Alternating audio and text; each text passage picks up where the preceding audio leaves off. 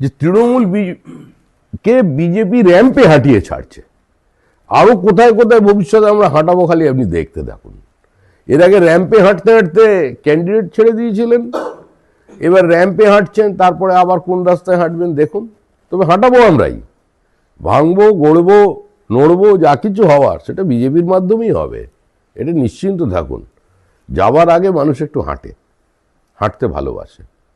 দেখুন, ED CBI এর ভরসায় তো আমরা নির্বাচন করতে নামিনি, আর পশ্চিমবঙ্গের মানুষও ইডি সিবিআই কি করছে এখন আর খুব একটা বেশি উৎসাহী নয়।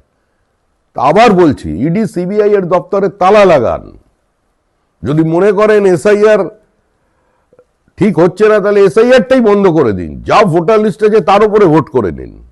ইনকাম ট্যাক্স, জিএসটি কে বলে দিন কোনো নোটিশ না পাঠাতে, তাও তৃণমূল হারবে। তৃণমূল যাচ্ছে, তৃণমূল চলে গেছে। 2026-এর নির্বাচন তৃণমূলের বিসর্জন। আমরা কি করতে পারি বলুন?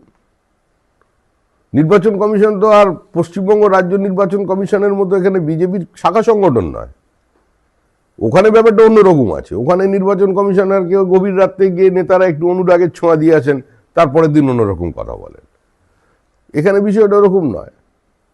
যদি পালাবার পথ না খুঁজে পান, তাহলে যারা সংবিধান রক্ষাকর্তা তারা দেখবেন, তাদের দায়িত্ব, তাদের প্রশ্ন করুন, সুপ্রিম কোর্ট বুঝবে। আমাদের কি করার আছে? আমরা চাই এসআইআর সম্পূর্ণ হোক। আমরা চাই যে সমস্ত তেজি বাবা, মানে 15 বছরের বাবা 3টি ছেলে জন্ম দিয়ে দিয়েছে, তাদের খুঁজে বার করা হোক। আর কবর থেকে হাঁটতে হাঁটতে সে মানুষ ওপরে ভোট দিয়ে দেবে, এটা আমরা বন্ধ করতে চাই। আরেকটা বিষয় ভাবতে হবে আপনাদের। দেখুন, পৃথিবীর মায়া কাটিয়ে যারা চলে গেছেন তাদের কেন বিরক্ত করছেন, আবার তাদের কেন এই ভোটার লিস্টের মধ্যে টেনে আনা, এটাই আমাদের অবস্থান।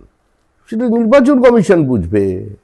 বাধ্য আমরা দিইনি, বাধ্য তৃণমূল কংগ্রেস দিয়েছে। আমি এটুকুনি জানি যে আমার দুর্ভাগ্য যে বিধাননগর মিউনিসিপ্যাল কর্পোরেশনের ভোটে আমি 9টার সময় ভোট দিয়ে চলে যাবার পর আমার বাবা মা একসঙ্গে নাকি এসে বিকাল 4টের সময় ভোট দিয়ে চলে গেছেন।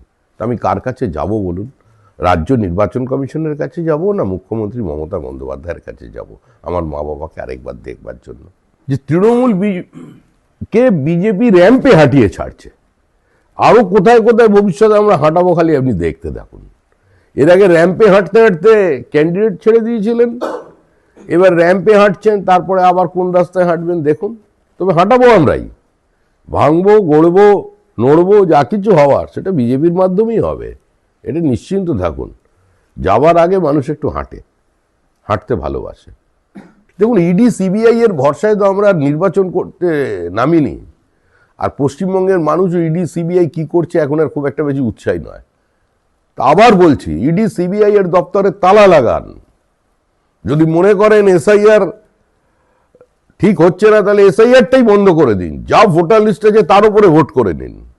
ইনকাম ট্যাক্স, জিএসটি কে বলে দিন কোনো নোটিশ না পাঠাতে, তাও তৃণমূল হারবে। তৃণমূল যাচ্ছে, তৃণমূল চলে গেছে। 2026-এর নির্বাচন তৃণমূলের বিসর্জন। আমরা কি করতে পারি বলুন? নির্বাচন কমিশন তো আর পশ্চিমবঙ্গ রাজ্য নির্বাচন কমিশনের মতো এখানে বিজেপির শাখা সংগঠন নয়। ওখানে ব্যাপারটা অন্যরকম আছে। ওখানে নির্বাচন কমিশনার কেউ গভীর রাত্রে গিয়ে নেতারা একটু অনুরাগের ছোঁয়া দিয়ে আসেন, তারপরের দিন অন্যরকম কথা বলেন। এখানে বিষয়টা ওরকম নয়। যদি পালাবার পথ না খুঁজে পান, তাহলে যারা সংবিধান রক্ষাকর্তা তারা দেখবেন, তাদের দায়িত্ব, তাদের প্রশ্ন করুন, সুপ্রিম কোর্ট বুঝবে। আমাদের কি করার আছে? আমরা চাই এসআইআর সম্পূর্ণ হোক। আমরা চাই যে সমস্ত তেজি বাবা, মানে 15 বছরের বাবা 3টি ছেলে জন্ম দিয়ে দিয়েছে, তাদের খুঁজে বার করা হোক। আর কবর থেকে হাঁটতে হাঁটতে সে মানুষ ওপরে ভোট দিয়ে দেবে, এটা আমরা বন্ধ করতে চাই। আরেকটা বিষয় ভাবতে হবে আপনাদের। দেখুন, পৃথিবীর মায়া কাটিয়ে যারা চলে গেছেন তাদের কেন বিরক্ত করছেন, আবার তাদের কেন এই ভোটার লিস্টের মধ্যে টেনে আনা, এটাই আমাদের অবস্থান। সেটা নির্বাচন কমিশন বুঝবে।